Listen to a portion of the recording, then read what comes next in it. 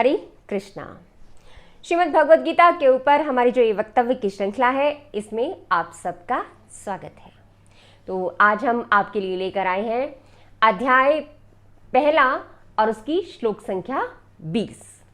तो पिछले जो भी सारे श्लोक हैं वो आप सब ने बड़े ही उत्साह के साथ आपने उनका श्रवण किया। तो आज हम श्लोक संख्या 20 के ऊपर चर्चा करने का प्रयास करेंगे। हम पहले श्लोक को पढ़ेंगे, फिर उसका अनुवाद देखेंगे और फिर जगतगुरु श्रील प्रभुपाद के द्वारा दिया गया जो तात्पर्य है उसके आधार पर हम उसे समझने का प्रयास करेंगे। तो सबसे पहले हम थोड़ा सा पुनरावलोकन कर लेते हैं कि इस जो ये अध्याय है इसमें क्या कुछ बताया गया है। तो जो भी हमारे श्रोता हैं, जो रेगुलर श्रोता हैं जो हमारे, तो वो सब जानते हैं कि ये जो अध्याय है, इस अध्याय का नाम है अर्जुन विषाद योग या फिर कुरुक्षेत्र के युद्ध स्थल में सैन्य निरीक्षण। और जो ये अध्याय है इसे 5 भागों में बांटा गया है। तो पहला जो श्लोक है वो है धर्म क्षेत्रे कुरुक्षेत्रे संवेता युत्सवा मामका पांडवाश्च एवा किम अकुर्वत संजय।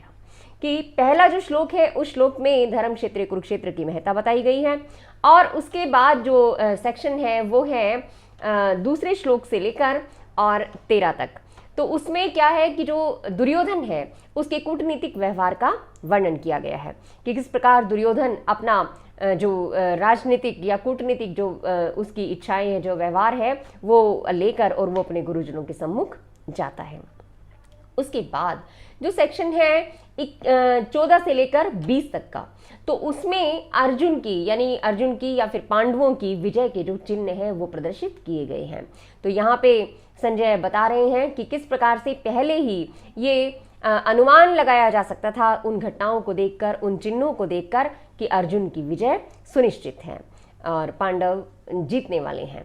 तो वो कुछ चिन्ह थे, वो कुछ चीज़ें थी, वो कुछ निशानियां थी इस तरह की कि जो हो रही थी, तो वो इन श्लोकों में बताई गई हैं। और उसके बाद का जो सेक्शन है वो आएगा आगे भक्तवत्सल भगवान श्री कृष्ण कि किस प्रकार भगवान जो है अपने भक्तों पर कृपा करते हैं और अर्जुन की मनस्थिति भी क्या है। और जो उसके बाद है कि अर्जुन किस प्रकार से युद्ध ना करने के लिए तर्क देता है। तो अभी जो हमारा सेक्शन है कि पांडवों के विजय के जो चिन्ह, उसका जो ये आखिरी श्लोक है, श्लोक संख्या 20। तो हम देखते हैं कि पिछले जो श्लोक थे उनसे थोड़ा देखते हैं कि क्या क्या उसमें चिन्ह बताए गए थे। तो हमने देखा था कि जब शंख नगाड़े बिगुल तुरही और सींग जब एक साथ बज उठे थे तो वो जो समवेत स्वर था वो कोलाहलपूर्ण बन गया था। और जो एक तरफ तो जो भीष्म पितामह थे उन्होंने क्या बजाया, शंख बजाया था उच्च स्वर में, तो जिससे दुर्योधन को हर्ष हुआ था। लेकिन दूसरी तरफ कौन था, दूसरे पक्ष में कौन था? दूसरे पक्ष में भगवान श्री कृष्ण थे और उन्होंने श्वेत घोड़ों पर खींचे जाने वाले विशाल रथ पर आसीन भगवान श्री कृष्ण थे और अर्जुन थे और उन्होंने अपने अपने दिव्य शंखों का घोष किया, दिव्य शंखों को बजाया था। भगवान श्री कृष्ण ने अपना पंचजन्य शंख बजाया और अर्जुन ने देवदत्त नाम का अपना शंख बजाया। और जो अति मानवीय और अति भोजी भीम थे उन्होंने पौंड्र नाम का शंख बजाया। और भीम के शंखनाद से तो बड़े बड़े वीरों की पहले ही छुट्टी हो गई। वो तो अभी सोच रहे थे कि अभी भीम जो है, अभी शंखनाद ही इतना भयंकर है और जब भीम युद्ध करेगा तो क्या होने वाला है।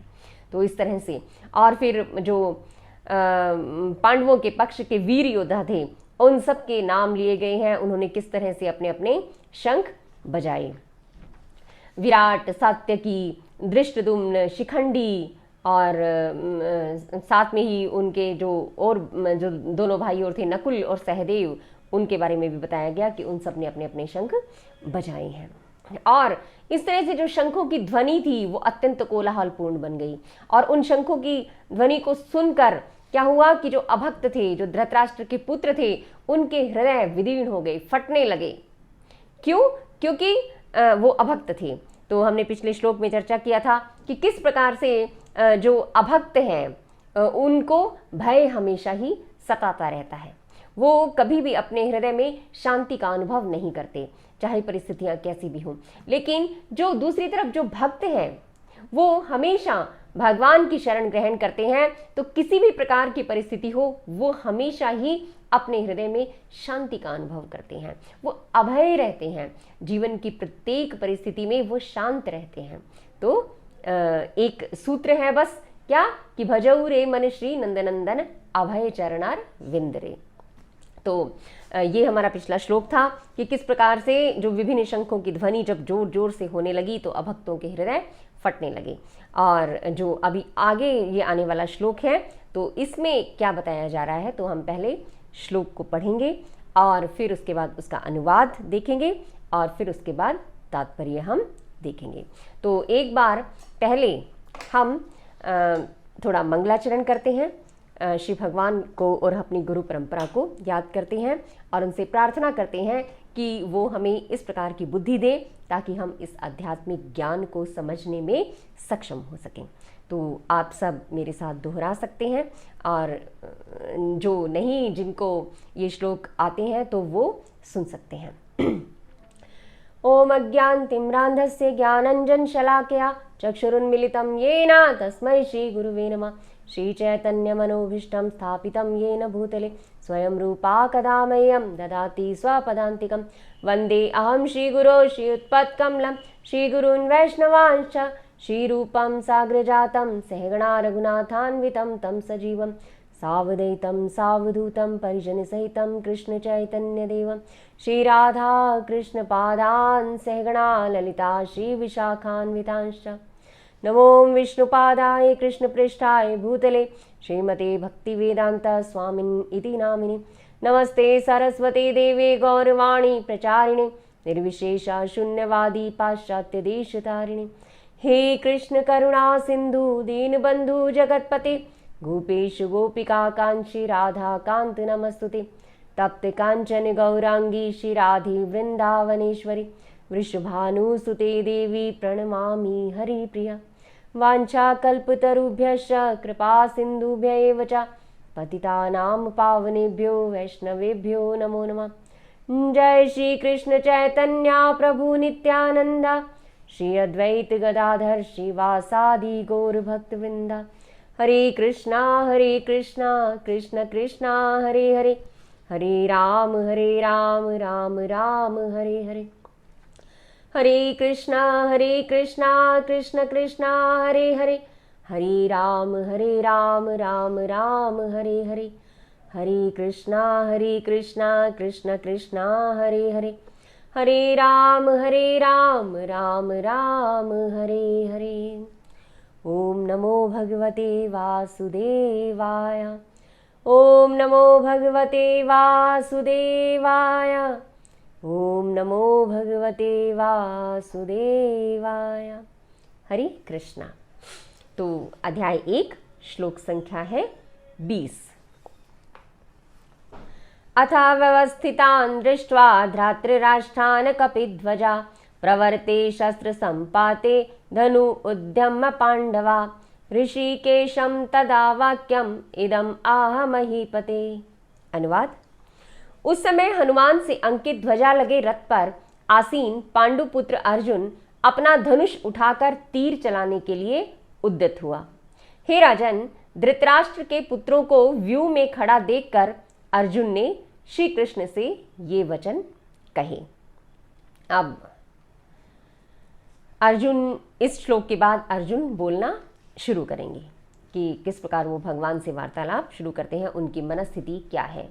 तो यहाँ क्या है कि उस समय हनुमान से अंकित ध्वजा लगे रथ पर आसीन पांडुपुत्र अर्जुन अपना धनुष उठाकर तीर चलाने के लिए उद्यत हुए।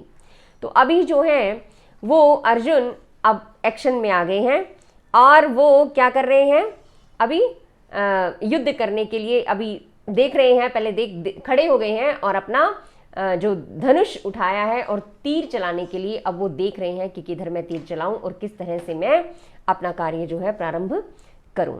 तो जो तात्पर्य है उसमें प्रभुपाद क्या बता रहे हैं वो हम पढ़ते हैं। तात्पर्य जगतगुरु शील प्रभुपाद के द्वारा। जगतगुरु शील प्रभुपाद की जय। तात्पर्य, युद्ध प्रारंभ होने ही वाला था। उपर्युक्त कथन से ज्ञात होता है कि पांडवों की सेना की अप्रत्याशित व्यवस्था से धृतराष्ट्र के पुत्र बहुत कुछ निरुत्साहित थे, क्योंकि युद्ध भूमि में पांडवों का निर्देशन भगवान कृष्ण के आदेशानुसार हो रहा था। अर्जुन की ध्वजा पर हनुमान का चिन्ह भी विजय का सूचक है, क्योंकि हनुमान ने राम तथा रावण युद्ध में राम की सहायता की थी, जिससे राम विजयी हुए थे। इस समय अर्जुन की सहायता के लिए उनके रथ पर राम तथा हनुमान दोनों उपस्थित थे। भगवान कृष्ण साक्षात राम है, और जहाँ भी राम रहते हैं वहाँ उनका नित्य सेवक हनुमान होता है, तथा उनके नित्य संगिनी वैभव की देवी सीता उपस्थित रहती है।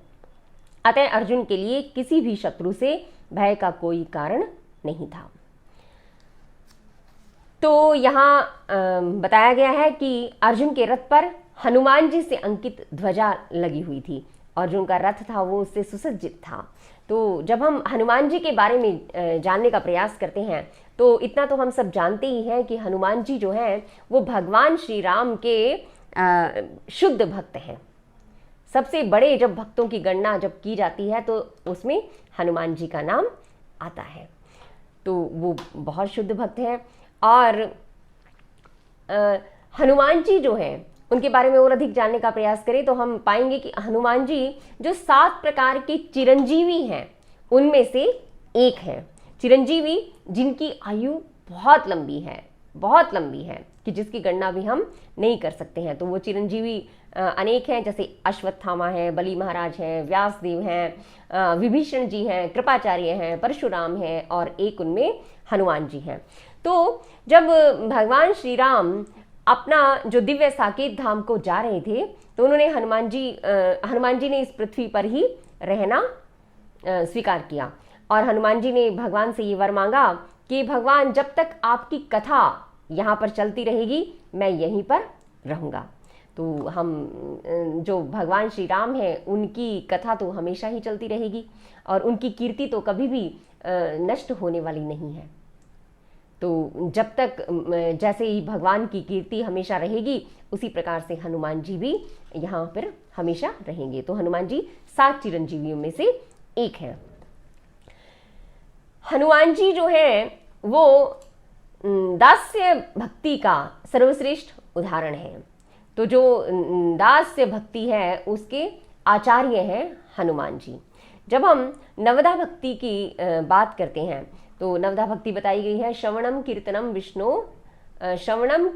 विष्णु स्मरणम पाद सेवनम अर्चनम वंदनम दास्यम सख्यम आत्मनिवेदनम। तो जब नवदा भक्ति की बात करते हैं तो नवदा भक्ति के जो अलग अलग अंग हैं उनके अलग अलग आचार्य हैं। जैसे जो श्रवण है, श्रवण के आचार्य हैं परीक्षित महाराज, कि जिन्होंने 7 दिनों तक बिना कुछ खाए पिए पूरे मनोयोग के साथ श्रीमद् भागवतम का जो है श्रवण किया। श्रवणम कीर्तनम के आचार्य हैं सुखदेव गोस्वामी। तो इस तरह से अलग अलग आचार्य हैं। तो उन आचार्यों में जो हनुमान जी हैं वो दास्य जो भाव है, जो दास्य भक्ति है उसके आचार्य हैं, कि जिस प्रकार से उन्होंने भगवान श्री राम की सेवा की वो एक अनुपम उदाहरण है। ऐसा विलक्षण उदाहरण, ऐसा अनुपम उदाहरण, ऐसा अलग उदाहरण और कहीं देखने को नहीं मिलता। तो वो पूरी तरह से भगवान श्री राम को उन्होंने अपना जीवन समर्पित किया और उनकी आज्ञा का अक्षरक्ष पालन किया। तो ये जो हनुमान जी हैं वो दास्य भाव के आचार्य हैं। हनुमान जी जो हैं वो जब हम श्रीमद् भागवतम को पढ़ते हैं तो उसके पांचवा जो स्कंद है तो उसके जम्बू द्वीप में 9 वर्षों के वर्णन में ये बतलाया गया है कि किम पुरुष वर्ष में हनुमान जी अभी भी जो श्री राम के अर्चा विग्रह की सेवा करते हैं। और जो महाभारत है उसमें ये भी लिखा गया है कि कदली वन में रहते हुए हनुमान जी को वहाँ पर गंधर्वों और जो अप्सराएं हैं वो प्रतिदिन श्री राम का गुणगान सुनने के लिए आती हैं। तो हनुमान जी की महिमा अपार है, क्योंकि जो भगवान के शुद्ध भक्त हैं उनकी जो महिमा है भगवान हमेशा ही बढ़ाते रहते हैं। और इस प्रकार से जो हनुमान जी हमेशा भगवान की सेवा के लिए सदैव उपस्थित रहते हैं। तो जो यहाँ अब अर्जुन है, अर्जुन के साथ कौन है? यहाँ पर श्रील प्रभुपाद जो तात्पर्य में लिखते हैं कि यहाँ साक्षात राम उपस्थित हैं, क्योंकि भगवान राम और श्री कृष्ण दोनों में कोई भेद थोड़े ना है, वही साक्षात राम है, वही साक्षात कृष्ण है। तो साक्षात राम जो है वो भगवान श्री कृष्ण है, तो वही अर्जुन के रथ पर अभी उपस्थित है। तो जो हनुमान जी हैं वो कहाँ जाएंगे? वो तो भगवान की सेवा में सदैव उपस्थित ही रहेंगे। जो राम और रावण का युद्ध था, तो उस युद्ध में हनुमान जी की मुख्य भूमिका थी। चाहे वो माता सीता की खोज के लिए जाना हो, चाहे वो लंका को जलाना हो, चाहे वो फिर जब लक्ष्मण जी हैं वो बेहोश हो जाते हैं तो संजीवनी बूटी को लेकर आना हो, चाहे बड़े बड़े राक्षसों को मारना हो, किसी भी प्रकार से, तो कितनी भी चीजें हम देखते हैं तो हनुमान जी की भूमिका बहुत ही विलक्षण है, बहुत अलग तरह की भूमिका है। तो किस प्रकार उन्होंने भगवान राम की सेवा की। तो जब उन्होंने वहां सेवा की तो अब क्या वो हनुमान जी भगवान की सेवा से पीछे हटने वाले हैं? तो अभी भी वो बड़े ही अद्भुत तरीके से और यहाँ पर जो अभद्र है उसका संहार करने के लिए, अर्जुन का साथ देने के लिए तैयार हैं।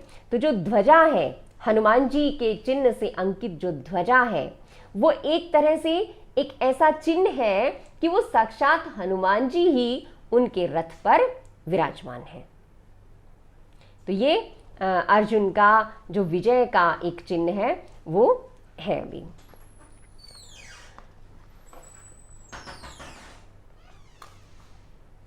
ये लिखते हैं श्रील प्रभुपाद कि इस समय अर्जुन की सहायता के लिए उनके रथ पर राम तथा हनुमान दोनों उपस्थित थे। भगवान कृष्ण साक्षात राम है और जहां भी राम रहते हैं वहां उनका नित्य सेवक हनुमान होता है तथा उनकी नित्य संगिनी वैभव की देवी सीता उपस्थित रहती है। और जहाँ भगवान राम है वहाँ पर ही देवी सीता रहती है। वैभव की देवी सीता माता लक्ष्मी है साक्षात। वो सारे संसार का जितना भी धन धान्य है, जितना वैभव है, जितना सब कुछ है, तो उसकी देवी माता लक्ष्मी, तो वो अपने स्वामी को छोड़कर कभी भी नहीं जाती हैं। तो जब साक्षात राम है तो वो भी यही है। तो इस प्रकार ये सूचित हो जाता है, ये सूचना मिलती है कि अब जो है अर्जुन की विजय सुनिश्चित है।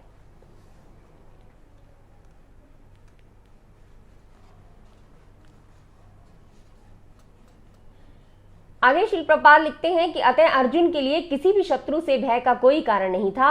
इससे भी अधिक इंद्रियों के स्वामी भगवान कृष्ण निर्देश देने के लिए साक्षात उपस्थित थे। इस प्रकार अर्जुन को युद्ध करने के मामले में सारा सत परामर्श प्राप्त था। ऐसी स्थितियों में जिनकी व्याख्या भगवान ने अपने शाश्वत भक्त के लिए की थी, निश्चित विजय के लक्षण स्पष्ट थे। एक और शब्द आया है यहाँ पर, ऋषिकेशम तथा वाक्यम इदम आह महीपते, कि हे राजन, धृतराष्ट्र के पुत्रों को व्यू में खड़ा देकर अर्जुन ने श्री कृष्ण से ऋषिकेश, भगवान श्री कृष्ण का एक नाम आया है ऋषिकेश। तो जो ऋषिकेश है, ऋषिकेश का अर्थ होता है इंद्रियों के स्वामी। तो जब यहां पर इंद्रियों के स्वामी शब्द का उल्लेख किया गया है तो यहां संजय ने भगवान को ऋषिकेश कहा गया है, यानी इंद्रियों के स्वामी। तो भगवान श्री कृष्ण समस्त भक्तों की इंद्रियों के स्वामी हैं।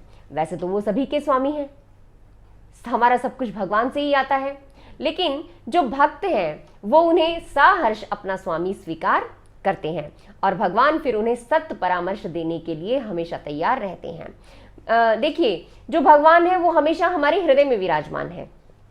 ईश्वरः सर्वभूतानां हृदये अर्जुन तिष्ठति, लेकिन वो सुप्त अवस्था में है क्योंकि हमने भगवान को सुला दिया है। जब हम भगवान की ओर नहीं देखते हैं तो भगवान कहते हैं ठीक है, मैंने जीव को इच्छा का अधिकार दिया है और ये उसकी इच्छा है कि किस प्रकार से वो अपना कार्य करता है। तो अगर वो मेरे परामर्श को नहीं मानता है, मुझसे कोई परामर्श नहीं मांगता है, तो मैं अभी शांत हूँ, मैं अभी चुप हूँ। और जब जैसे ही जीव जो है भगवान की तरफ उन्मुख होता है, भगवान की तरफ देखता है कि भगवान मेरा निर्देशन कीजिए, मुझे ऐसे मार्ग पर चलाइए कि जो आपको प्रिय हो, जो आप चाहते हैं, तो ऐसे मार्ग पर चलाइए, तो फिर भगवान जो है वो खड़े हो जाते हैं। किस तरह से? जैसे अर्जुन के रथ पर वो सारथी के रूप में खड़े हो गए, अर्जुन का रथ चलाने के लिए खड़े हो गए। तो यहाँ जो है ऋषिकेशम, कि वो इंद्रियों के स्वामी हैं। वैसे जो हमारी इंद्रियां हैं वो सदैव ही भोग के लिए ललायित रहती हैं। 5 हमारी कर्मेंद्रियां, 5 हमारी ज्ञानेंद्रियां, और सबसे जो विचलित करने वाला है वो उनका राजा है 11वां मन। बहुत ही शक्तिशाली है और बड़ा ही परेशान करने वाला, दुर्बुद्धि है वो। अगर वो वश में ना हो तो वो हमारा शत्रु है। तो इस प्रकार जो हमारी एकादश इंद्रियां हैं वो हमेशा ही भोग के लिए चलायमान रहती हैं। तो इस प्रकार जब वो भगवान की सेवा में नहीं लगती तो ऐसा बताया जाता है कि वो विषैले सर्पों के समान है। तो उनका जो जिस तरह विषैले सर्प होते हैं वो किसी भी क्षण और वो काटने के लिए दौड़ते हैं और कहीं वो कुछ नहीं देखते हैं। इसी प्रकार जो इंद्रियां हैं, हमारी इंद्रियां जब हम भोग करते हैं तो हमारी इंद्रियां हमें ही कष्ट पहुंचाती हैं। लेकिन जब यही इंद्रियां भगवान की सेवा में लग जाती हैं, इंद्रियों का कार्य तो हमेशा कार्य ही करना है, वो किसी भी अवस्था में शांत नहीं रह सकती हैं। तो जब वो इन इंद्रियों को भगवान की सेवा में लगा दिया जाता है, क्योंकि भगवान ही उनके स्वामी हैं, तो इस प्रकार से हो जाती है कि जैसे विषैले सर्प जो है उनके दांत तोड़ दिए जाएं। और जब विषैले सर्पों के जब दांत तोड़ दिए जाएं, उनका जहर निकल जाए, तो फिर वो किसी को कोई कष्ट नहीं देते हैं।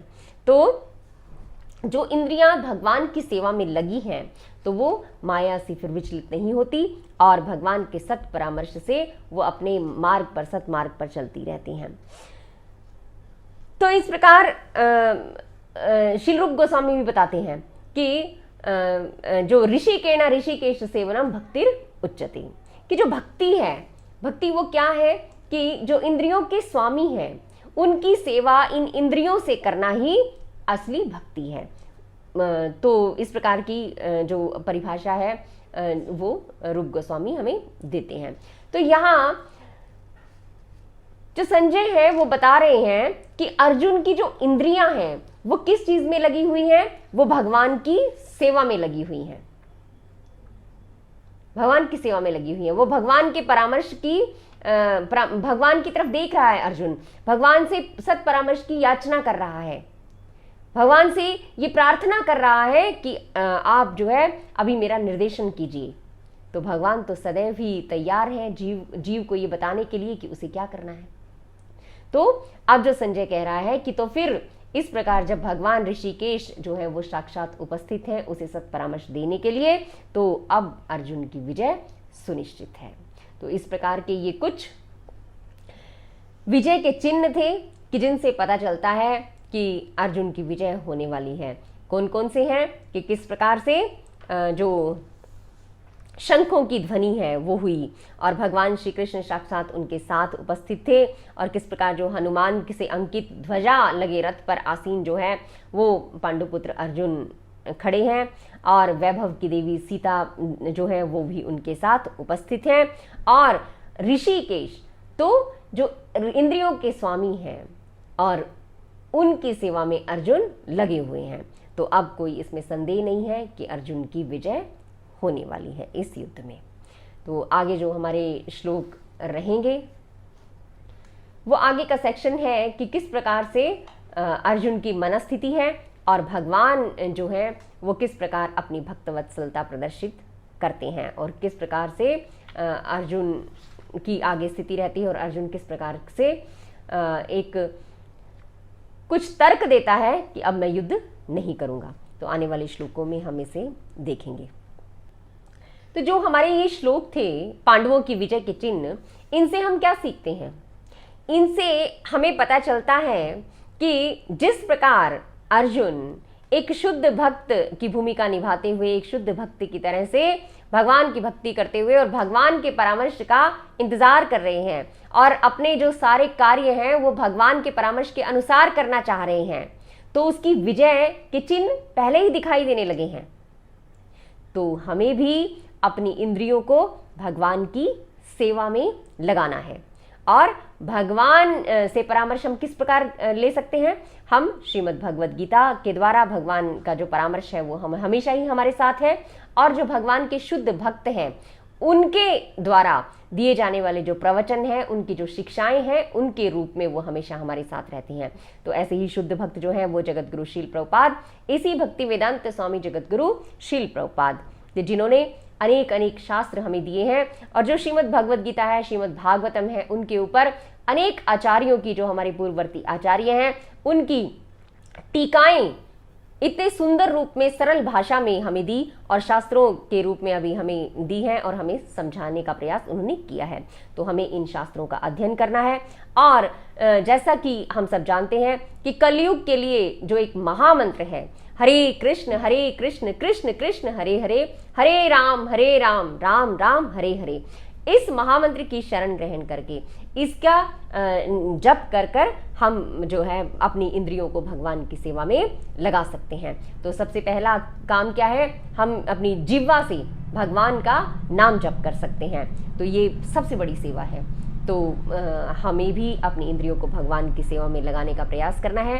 तो आप सबसे निवेदन है कि आप हरे कृष्ण महामंत्र के जप को अपने जीवन में जोड़िए। और जो ये श्रीमद् भगवद गीता है, ये साक्षात भगवान का निर्देशन है कि किस प्रकार हमें अपना जीवन यापन करना है। तो इसे भी अपने जीवन में जोड़ने का हमें प्रयास करना है। चाहे हम एक ही श्लोक पढ़ें तो रोज़ का हमें एक श्लोक पढ़ना है, और ताकि हम रोज़ की हमारी जो डोज है वो हमें मिल जाए। तो इस प्रकार हम सदैव भगवान के निर्देशन में रहेंगे।